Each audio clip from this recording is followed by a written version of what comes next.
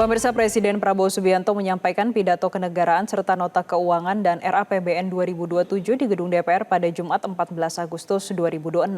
Selain memaparkan rancangan pendapatan dan belanja negara, Prabowo menyinggung sejumlah persoalan ekonomi dan kebijakan strategis yang berkembang sepanjang tahun 2026.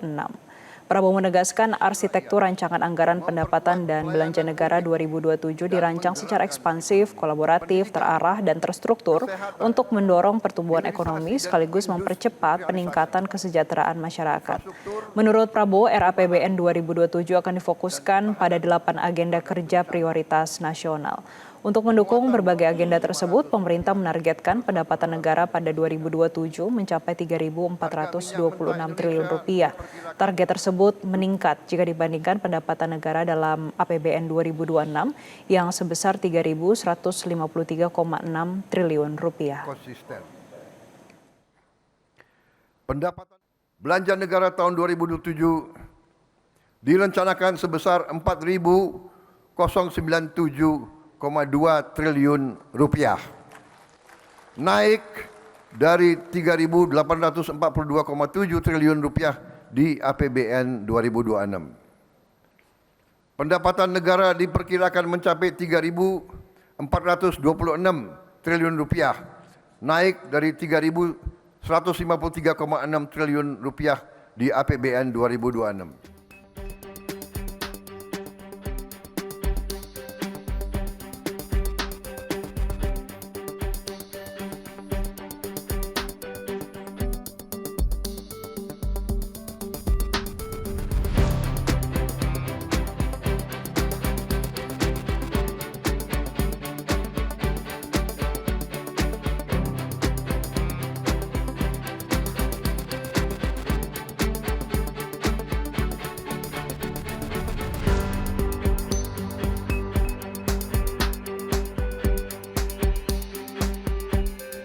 Menteri Keuangan Purbaya Yudi Sadewa optimistis penerimaan pajak tahun depan berpeluang tumbuh lebih tinggi dari target yang ditetapkan dalam RAPBN 2027. Keyakinan tersebut didasari pada rencana pemerintah untuk memperbaiki sistem dan efektivitas pemungutan pajak sehingga tax ratio turut meningkat. Perpajakan diperkirakan mencapai 2.908 triliun rupiah, bukan pajak 517,4 triliun rupiah, hibah 0,7 triliun rupiah. Jadi perpajakan harusnya akan lebih bagus dibanding tahun-tahun sebelumnya. Sampai dengan data terakhir hari ini, pertumbuhan pengumpulan pajak kita sudah mencapai 30% ya, Pak Dirjen. 30% tadi. Agus 30% kan? 30%. Jadi jauh lebih baik dibanding tahun lalu, dan ke depan saya pikir kita akan tetap bisa memperbaiki tax ratio kita secara signifikan. Pemerintah menetapkan pagu anggaran subsidi listrik dalam RAPBN 2027 senilai 130,1 triliun rupiah, naik sekitar 17,8% dari outlook APBN 2026 yang dipatok 110,4 triliun rupiah. Dalam buku 2 Nota Keuangan RAPBN 2027 yang baru dilansir pemerintah pada Senin 17 Agustus 2026, dijelaskan meningkatnya anggaran subsidi listrik dipengaruhi peningkatan biaya pokok penyediaan atau BPP tenaga listrik dan peningkatan volume listrik bersubsidi. Kenaikan BPP diklaim terjadi gegara perubahan nilai tukar rupiah terhadap dolar Amerika Serikat, perubahan harga Indonesia Crude Price atau ICP akibat konflik geopolitik dan peningkatan produksi pembangkit listrik tenaga gas PLTG. Pemerintah juga menyatakan subsidi listrik bakal terus diarahkan agar lebih tepat sasaran, yakni dengan membidik golongan yang berhak. Golongan pelanggan yang berhak dikelompokkan ke dalam golongan rumah tangga, industri kecil, golongan pemerintah, sosial, dan golongan curah dan traksi sesuai regulasi yang berlaku serta melihat status kesejahteraan masyarakat. Pemerintah juga menegaskan subsidi listrik untuk rumah tangga hanya diberikan kepada rumah tangga miskin dan rentan sesuai dengan basis data tunggal sosial dan ekonomi nasional atau DTESN. Untuk itu, pemerintah juga berencana menyesuaikan tarif listrik untuk pelanggan non-subsidi. Selain itu, pemerintah juga akan mendorong transisi energi untuk mengurangi emisi dan mengurangi energi fosil.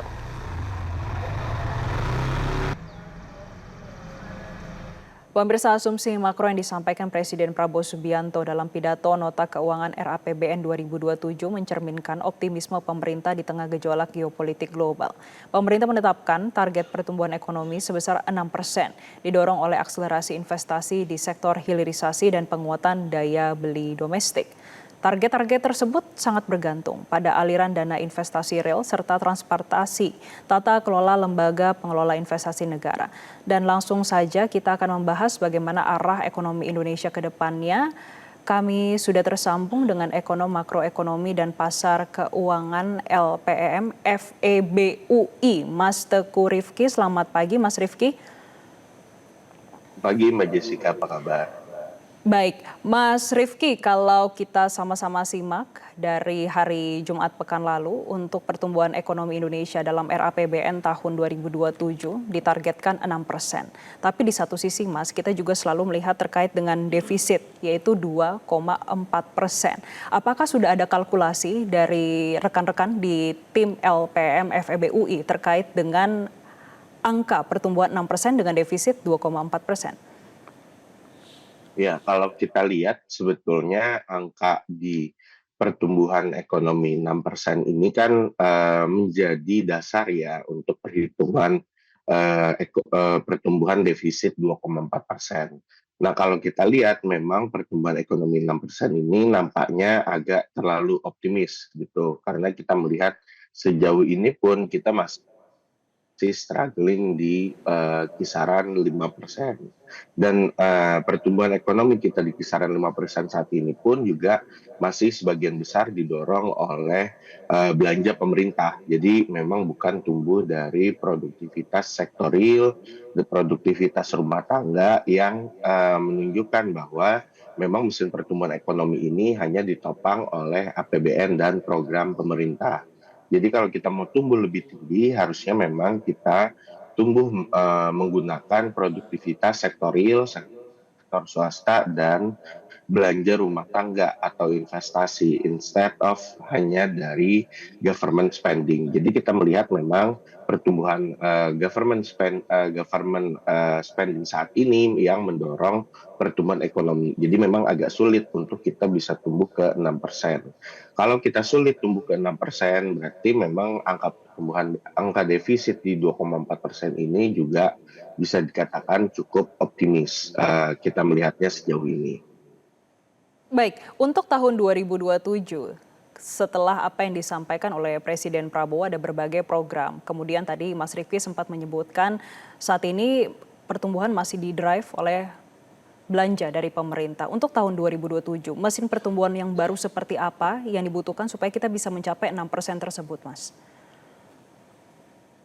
Ya, yang dibutuhkan adalah mesin pertumbuhan ekonomi di sektor swasta. Jadi memang satu, private sector ini ikut tumbuh, kedua belanja rumah tangga juga ikut tumbuh, ketiga investasi atau ekspansi dunia usaha juga ikut tumbuh. Jadi memang ini aktor-aktor ekonomi selain pemerintah ini bisa tumbuh secara lebih tinggi lagi untuk bisa meningkatkan produktivitas secara umum. Kalau kita melihat sekarang, ini kan yang tumbuh hanya government consumption. Dengan pertumbuhan hanya government consumption, memang lebih tinggi pertumbuhan kita dari 5%. Tapi ini tidak akan sustainable, karena memang postur fiskal kita sendiri juga memiliki limitasi terhadap daya ungkit pertumbuhan ekonomi itu sendiri. Jadi memang perlu ada trickle down, perlu ada dorongan dari aktor-aktor ekonomi selain pemerintah untuk bisa tumbuh lebih tinggi lagi.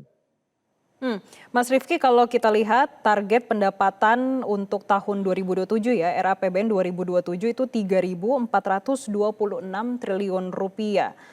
Nah, kira-kira sumber penerimaan yang nanti akan dilihat pasar untuk tahun 2027 seperti apa ya, Mas? Ya, jadi menyambung dari sumber pertumbuhan ekonomi itu berasal dari aktor ekonomi lain selain pemerintah, yaitu misalnya swasta atau rumah tangga. Maka kalau kita bicara pendapatan, yang paling merefleksikan pertumbuhan dari aktor-aktor tersebut adalah PPN dan PPH. Kenapa PPN dan PPH? Kalau kemudian sektor swasta, dunia usaha semakin produktif, semakin ekspansif, maka kemudian pendapatan atau profit juga akan meningkat. Saat profit meningkat, harusnya PPH juga akan meningkat secara otomatis. Itu satu. Kedua, saat kemudian profit meningkat, harusnya dibarengi dengan peningkatan upah. Nah, peningkatan upah ini kemudian akan meningkatkan konsumsi masyarakat, akan meningkatkan belanja rumah tangga. Saat konsumsi masyarakat dan belanja rumah tangga meningkat, harusnya PPN pun akan meningkat. Jadi memang yang perlu dicermati di APBN tahun depan, apakah PPN dan PPH ini realisasinya bisa meningkat. Kalau realisasi PPN dan PPH bisa meningkat, maka kemudian kita bisa pastikan bahwa mesin pertumbuhan ekonomi ini sudah tumbuh secara lebih merata. Tapi Mas Rifki, kalau menurut Anda desain dari perpajakan di 2027 ini sudah punya insentif yang pas belum untuk menarik lebih banyak lagi ke sistem resmi, atau justru ini masih berat di sistem eksekusinya? Karena kita juga melihat berbagai transformasi dilakukan, salah satunya dengan Cortex. Saya rasa belum. Jadi memang sejauh ini kita belum melihat ada gebrakan dari pemerintah ya untuk mendorong semakin banyak sektor informal yang masuk ke sektor formal. Ini kuncinya adalah bagaimana membuat masuknya ke sektor formal ini menjadi menguntungkan untuk para pekerja informal. Sekarang banyak pekerja kita ini yang berada di sektor informal seperti misalnya pedagang kaki lima atau kemudian supir transportasi online dan lain-lain, ini kan memang tidak terdaftar sebagai pekerja formal. Nah, ini yang perlu pemerintah lakukan adalah bagaimana mendorong agar sektor swasta ini bisa menciptakan lebih banyak lapangan pekerjaan formal. Kalau ini bisa tercipta, nanti kemudian insentif untuk para pekerja ini menjadi formal juga akan semakin besar. Tapi kalau ini tidak bisa dilakukan, maka akan sulit juga rasio perpajakan kita bisa meningkat secara signifikan di tahun 2027. Mas Rifki, selain terkait dengan pertumbuhan ekonomi tadi, kita juga melihat dan juga mendengar bersama pada pekan lalu satu hal yang selalu ditekankan oleh Presiden, yaitu terkait dengan Danantara dan juga terkait dengan restrukturisasi dari BUMN. Untuk tahun 2027 tentu juga diperlukan kepastian terkait dengan Danantara dan juga terkait dengan BUMN. Bagaimana Mas Rifki melihat dan juga apakah sudah ada exercise tersendiri terkait dengan RAPBN tahun 2027 terkait dengan restrukturisasi dan juga Danantara?